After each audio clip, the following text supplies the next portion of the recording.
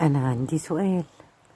مين مر بتجربة هو بيحب حد تاني هو بيحبه وبيعمل له كل التفاصيل اللي هو حاببها؟ بمعنى يعني واحنا صغيرين في مرحلة بنبقى متمسكين بحد معين ونقول ده هو حب حياتنا، وفي أوقات كتيرة لا قدر الله بتوصل للجواز، يعني للأسف للألم. ولما بتوصل للجواز بتكتشفوا ان الشخصية اللي انتوا قعدتوا تحبوا فيها سنين عمركوا دي حرفيا، بس بتيجي بعدها مرحلة لما تيجوا تكبروا شويتين تلاتة تكتشفوا ان انتوا بتقابلوا شخص تاني،